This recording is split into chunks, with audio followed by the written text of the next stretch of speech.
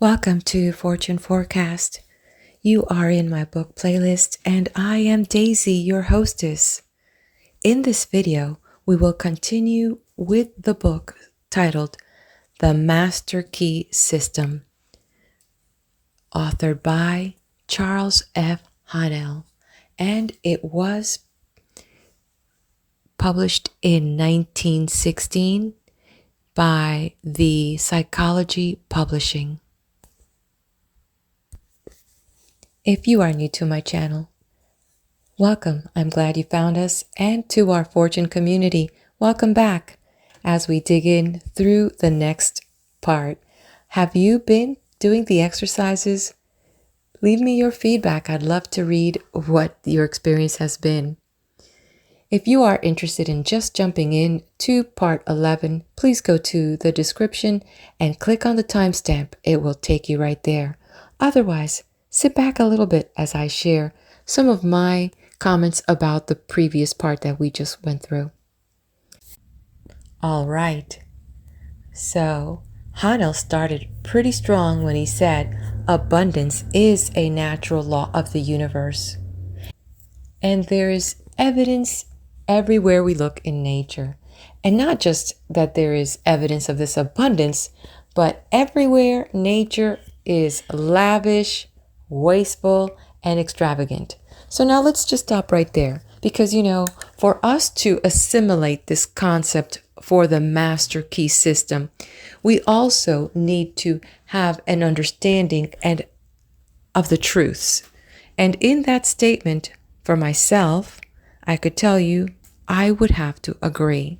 I have a garden. In my garden, I have several orange trees. Well, let me tell you, the one orange tree does not give me one orange. It gives me many. And then sometimes I have to go pick it off the ground. There is enough for me, enough for my neighbors, enough for the little creatures that come in and take them. And then when I open and cut an orange open, there's not one seed, there's many seeds. And that proves to be a personal testimonial that I have seen in my life. Have you seen any? And then we can stand on that truth, and that truth will give us foundation to be able to not only access our very own master key, but to actually use it. In this particular chapter, the author brings about the discussion of laws and, such as the law of the universe, the law of cause and effect, and clearly stated that these laws are called natural laws because they govern here in the physical world, but went on to mention that all this is not just physical power that we're talking about, that there's also mental power and moral and spiritual power. He went on to mention that there is spiritual power, which is superior because it exists on a higher plane. I have to tell you that from my own life, and I'm going to be turning 60 this year, so I've had a good life, and I could tell you that I've had a very rich life and also very diverse in different careers. And I felt that in many instances in my life, I've had to access spiritual power to get me through some of the toughest challenges in my life. So the author doesn't have to sell me on this. I believe it, and my life has been a testimonial. I can't sit here regretting that I didn't know all of this when I was in my 20s. I am here now, and I am willing to continue on this beautiful journey and to share this adventure with others who are willing to explore the depths of their humanity. Okay, this chapter again talked about other laws, and I will leave that for you to discover. In the meantime, let's move on to part 11. Your life is governed by law, by actual, immutable principles that never vary. Law is in operation at all times, in all places. Fixed laws underline all human actions. For this reason, Men who control giant industries are enabled to determine with absolute precision just what percentage of every 100,000 people will respond to any given set of conditions. It is well, however, to remember that while every effect is the result of a cause, the effect in turn becomes a cause, which creates other effects, which in turn creates still other causes. So that when you put the law of attraction into operation, you must remember that you are starting a train of causation for good or otherwise, which may have endless possibilities. We frequently hear it said, "A very distressing situation came into my life, which could not have been the result of my thought, as I certainly never entertained any thought which could have such a result." We fail to remember that like attracts like in the mental world, and that the thought which we entertain brings to us certain friendships, companionships of a particular kind, and these in turn bring about conditions and environment which in turn are responsible for the conditions of which we complain. Part 11. 1. Inductive reasoning is the process of the objective mind by which we compare a number of separate instances with one another until we see the common factor that gives rise to them all. 2. Induction proceeds by comparison of facts. It is this method of studying nature which has resulted in the discovery of a reign of law which has marked an epoch in human progress. 3. It is the dividing line between superstition and intelligence. It has eliminated the elements of uncertainty and caprice from men's lives and substituted law, reason, and certitude. 4. It is the watchman at the gate mentioned in a former lesson. 5. When, by virtue of this principle, the world to which the senses were accustomed to had been revolutionized, when the sun had been arrested in his course, the apparently flat earth had been shaped into a ball and set whirling around him, when the inert matter had been resolved into active elements, and the universe presented itself wherever we directed the telescope and microscope, full of force, motion, and life, we are constrained to ask by what possible means the delicate forms of organization in the midst of it are kept in order and repair. 6. Like poles and like forces repel themselves or remain impenetrable to each other, and this cause seems in general sufficient to assign a proper place and distance to stars, men, and forces. As men of different virtues enter into partnership, so do opposite poles attract each other. Elements that have no property in common, like acids and gases, cling to each other in preference, and a general exchange is kept up between the surplus and the demand. 7. As the eye seeks and receives satisfaction from colors complementary to those which are given, so does need, want, and desire, in the largest sense, induce, guide, and determine action. 8. It is our privilege to become conscious of the principle and act in accordance with it. Cuvier sees a tooth belonging to an extinct race of animals. This tooth wants a body for the performance of its function, and it defines the peculiar body it stands in need of with such precision that Cuvier is able to reconstruct the frame of this animal. 9. perturbations are observed in the motion of Uranus. Leverrier needs another star at a certain place to keep the solar system in order, and Neptune appears in the place and hour appointed. 10. The instinctive wants of the animal and the intellectual wants of Cuvier, the wants of nature and of the mind of Leverrier, were alike, and thus the results. Here the thoughts of an existence, there an existence. A well-defined, lawful want, therefore, furnishes the reason for the more complex operations of nature. 11. Having recorded correctly the answers furnished by nature and stretched our senses with the growing science over her surface, having joined hands with the levers that move the earth, we become conscious of such a close, varied, and deep contact with the world without, that our wants and purposes become no less identified with the harmonious operations of this vast organization than the life, liberty, and happiness of the citizens is identified with the existence of his government. 12.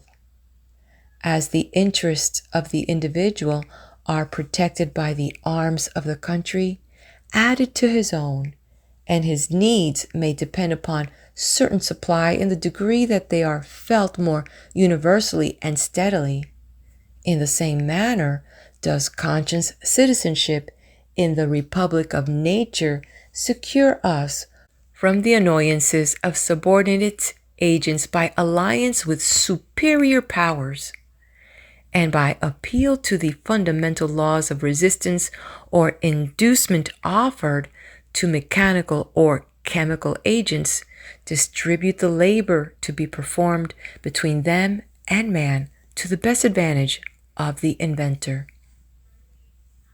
13.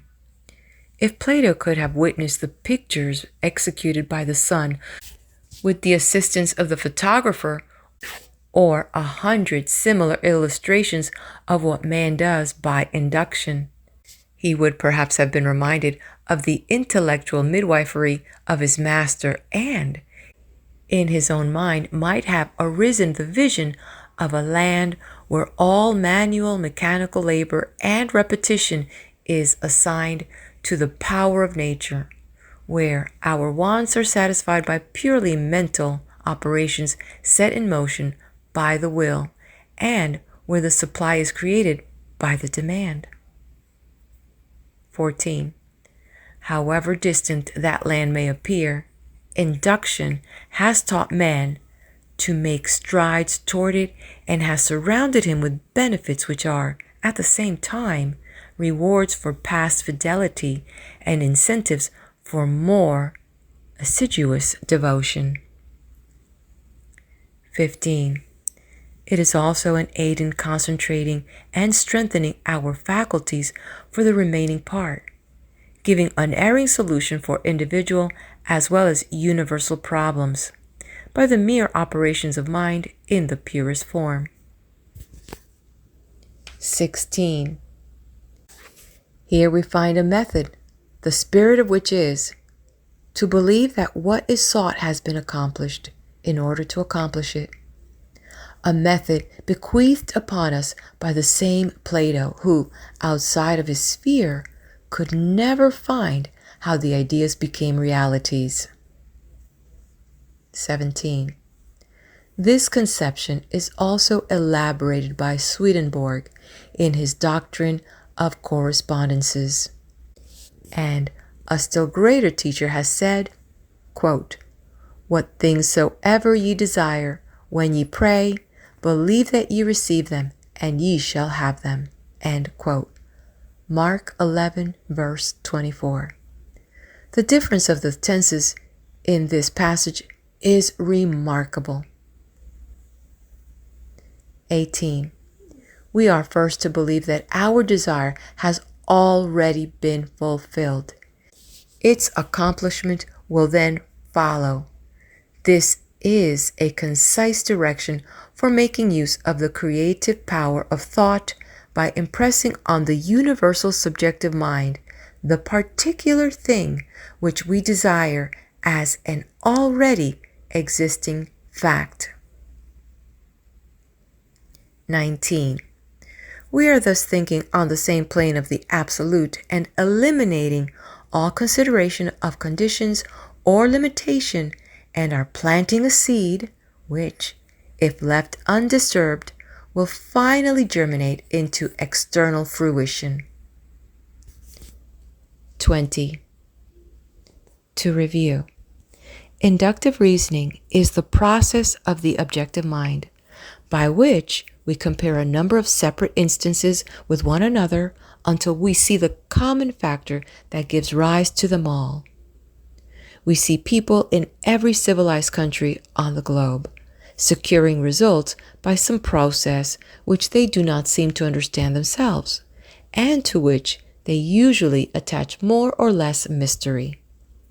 Our reason is given to us for the purpose of ascertaining the law by which these results are accomplished. 21. The operation of this thought process is seen in those fortunate natures that possess everything that others must acquire by toil, who never have a struggle with conscience because they always act correctly, and can never conduct themselves otherwise than with tact, learn everything easily, complete everything they begin with a happy knack, live in eternal harmony with themselves, without ever reflecting much what they do, or ever experiencing difficulty or toil. 22. The fruit of this thought is, as it were, a gift of the gods, but a gift which few as yet realize, appreciate, or understand. The recognition of the marvelous power which is possessed by the mind under proper conditions, and the fact that this power can be utilized, directed, and made available for the solution of every human problem is of transcendental importance. 23. All truth is the same, whether stated in modern scientific terms or in the language of apostolic times. There are timid souls who fail to realize that the very completeness of truth requires various statements, that no one human formula will show every side of it. 24. Changing, emphasis, new language, novel interpretations, unfamiliar perspectives are not, as some suppose, signs of departure from truth, but on the contrary, they are evidence that the truth is being apprehended in new relations to human needs and is becoming more generally understood. 25. The truth must be told to each generation and to every people in new and different terms, so that when the great teacher said, quote, "Believe that ye receive, and ye shall receive," end quote, or when Paul said, "Faith is the substance of things hoped for, the evidence of things not seen," or when modern science says, "The law of attraction is the law by which thought correlates with its object." Each statement, when subjected to analysis, is found to contain exactly the same truth, the only difference being in the form of presentation. 26. We are standing on the threshold of a new era. The time has arrived when man has learned the secrets of mastery, and the way is being prepared for a new social order more wonderful than anything ever heretofore dreamed of. The conflict of modern science with theology, the study of comparative religions, the tremendous power of new social movements, all of these are but clearing the way for the new order. They may have destroyed traditional forms which have become antiquated and impotent, but nothing of value has been lost. 27. A new faith has been born. A faith which demands a new form of expression. And this faith is taking form in a deep consciousness of power which is being manifested in the present spiritual activity found on every hand. 28. The spirit which sleeps in the mineral, breathes in the vegetable, moves in the animal, and reaches its highest development in man is the universal mind, and it behooves us to span the gulf between being and doing, theory and practice, by demonstrating our understanding of the dominion which we have been given. 29. By far, the greatest discovery of all the centuries is the power of thought. The importance of this discovery has been a little slow in reaching the general consciousness, but it has arrived. And already in every field of research, the importance of this greatest of all great discoveries is being demonstrated. 30. You ask, in what does the creative power of thought consist? It consists in creating ideas, and these in turn objectify themselves by appropriating, inventing, observing, discerning, discovering, analyzing, ruling, governing, combining, and applying matter and force. It can do this because it is an intelligent, creative power. 31. Thought reaches its loftiest activity when plunged into its own mysterious depth. When it breaks through the narrow compass of self and passes from truth to the region of eternal light, where all which is, was, or ever will be, melt into one grand harmony. 32. From this process of self-contemplation comes inspiration, which is creative intelligence, and which is undeniably superior to every element, force, or law of nature, because it can understand, modify, govern, and apply them to its own ends and purposes, and theretofore possess them. 33. Wisdom begins with the dawn of reason, and reason is but an understanding of the knowledge and principles whereby we may know the true meaning of things. Wisdom then is illuminated reason, and this wisdom leads to humility, for humility is a large part of wisdom. 34. We all know many who have achieved the seemingly impossible, who have realized lifelong dreams, who have changed everything, including themselves. We have sometimes marveled at the demonstration of an apparently irresistible power, which seemed to be ever available just when it was most needed. But it is all clear now. All that is required is an understanding of certain definite fundamental principles and their proper application. 35. For your exercise this week, concentrate on the quotation taken from the Bible. Whatsoever things ye desire, when you pray, believe that ye receive them, and ye shall have them. Notice that there is no limitation. Whatsoever things is very definite and implies that the only limitation which is placed upon us in our ability to think, to be equal to the occasion, to rise to the emergency, to remember that faith is not a shadow, but a substance. Quote, the substance of things hoped for, the evidence of things not seen. End quote. Death is but the natural process whereby all material forms are thrown into the crucible for reproduction in fresh diversity. Questions and answers. 101. What is inductive reasoning? Answer. The process of the objective mind by which we compare a number of separate instances with each other until we see the common factor which gives rise to them all. 102. What has this method of studying accomplished? Answer. It has resulted in the discovery of a reign of law which has marked an epoch in human progress. 103. What is it that guides and determines action? Answer. It is need, want, and desire which in the largest sense induce, guide, and determine action. 104.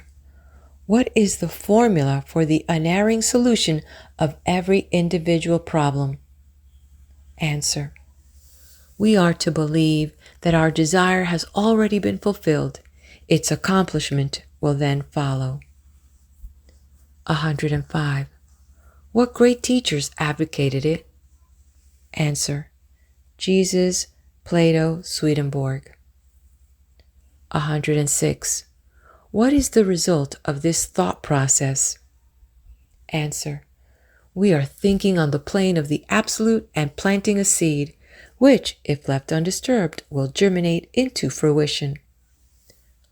107. Why is it scientifically exact? Answer. Because it is natural law. 108. What is faith? Answer. Faith is the substance of things hoped for, the evidence of things unseen. 109. What is the law of attraction? Answer. The law by which faith is brought into manifestation. 110. What importance do you attach to an understanding of this law? Answer. It has eliminated the elements of uncertainty and caprice from men's lives and substituted law, reason, and certitude. And this concludes part 11 of the Master Key System. All right, we are trucking along and heading over to part 12. So hit that like button and subscribe to my channel. I'll be waiting for you at the next video.